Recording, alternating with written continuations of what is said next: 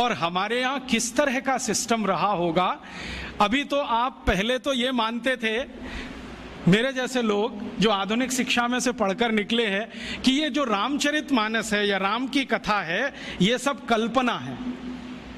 और हमारे देश में ये जो वामपंथी लोग हैं ना, लेफ्टिस्ट, वो बहुत चिल्लाते हैं इसमें क्या धरा है, ये तो सब कपोल कल्पना है। लेकिन अभी उन्हीं के मालिकों ने, यूरोप और अमेरिका के बड़े वैज्ञानिकों ने जो नासा में काम करते हैं, उन्होंने सिद्ध किया है कि ये सब सत्य है। आपको मालूम है, थोड़े दिन पहले नासा ने कुछ फोटोग्राफ्स रिलीज किए और वो फोटोग्राफ्स भारत के भगवान श्री राम के बनाए हुए समुद्र सेतु के बारे में हैं। मेरे पास भी वो आए हैं। मेरा एक दोस्त नासा में काम करता है, उसने कहा मैं तुम्हें भी भेजता हूं। बहुत सुंदर फोटोग्राफ्स हैं, सैटेलाइट से उतारे गए हैं, कैमरे से नहीं। और उन फोटोग्राफ से पता चलता है कि आज से इतने लाख वर्ष पहले श्री राम जी ने लंका जाने के लिए पुल बनाया था। वो पुल आज भी सुरक्षित है।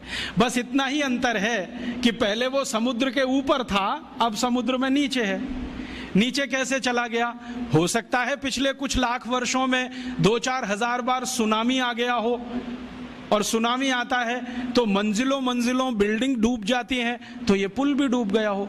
लेकिन डूबने के बाद भी वो टूटा नहीं है, सुरक्षित है। और फोटोग्राफ्स बताते हैं और वो साफ दिख रहा है। मेरे पास दुर्भाग्य है कि एलसीडी प्रोजेक्टर नहीं आपको दिखाता, मेरे लैपटॉप में ये सभी फोटोग्राफ्स हैं। वो बताता है फोटोग्राफ्स की पत्थर है ना, उनको कीलों से जोड़ा गया है। कीले होते हैं, और कीले इस मेटल के हैं जो लाखों साल में भी पानी में रह के क्षरण नहीं हुए। कहीं कहीं पत्थर के बीच में चूना लगाया गया है, वो साफ दिखता है। सीमेंट कहीं नहीं है, क्योंकि सीमेंट था भी नहीं। तो चूने और कीले से जोड़े हुए पत्थर अभी तक सुरक्षित हैं, टूटे नहीं है। और उससे भी बड़ी बात यह है कि उस पूरे पुल पर क्रैक नहीं है, कहीं भी एक क्रैक भी नहीं है। हम सीमेंट की अच्छी से अच्छी बिल्डिंग बनाते हैं और आरसीसी का लेंटर डालते हैं, 2-4 साल में ही क्रैक्स आ जाते हैं, लेकिन उसमें कोई क्रैक भी नहीं है। और उसकी एक और बड़ी विशेषता है कि वो पुल जो है ना, जेड शेप में है पूरा। जेड बनाते ना अंग्रेजी का, ऐसे है पुल।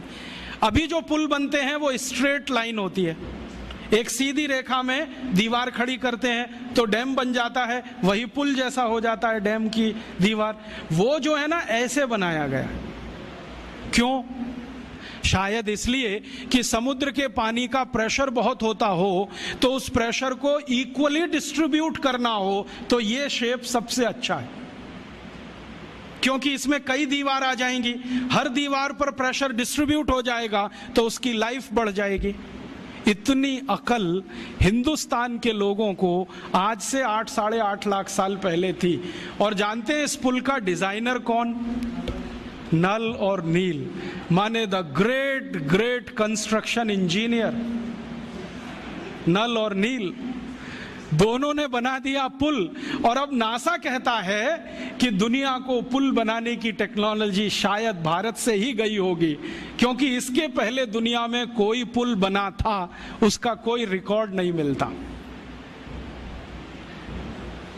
तो अब उस पुल पर से जाकर राम की सेना वापस आई।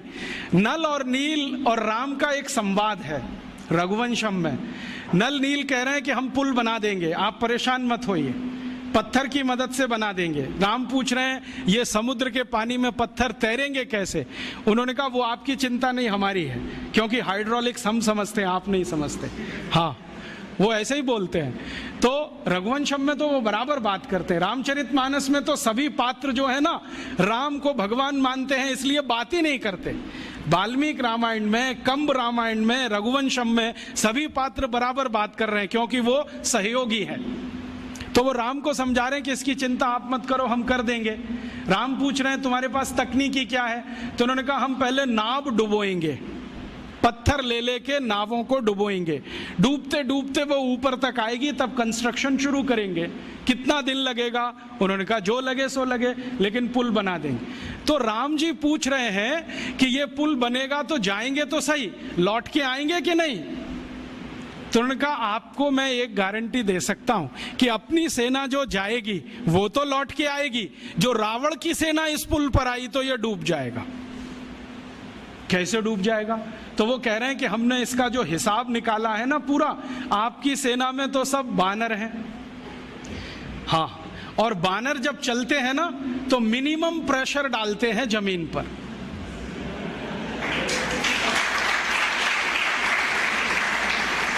आपने देखा है ना, उनके पंजे भगवान ने कुछ ऐसे बनाए हैं कि उनका जमीन पर पंजे का टिकना बहुत कम दबाव डालता है, और वो ऐसे अद्भुत ऊर्जा के मालिक हैं सब बानर कि जैसे ही पंजा टिका तुरंत जंप कर देते हैं, और वो कंटिन्यू जंप कर सकते हैं, 1 किलोमीटर तक कर सकते हैं, 2 किलोमीटर तक कर सकते हैं।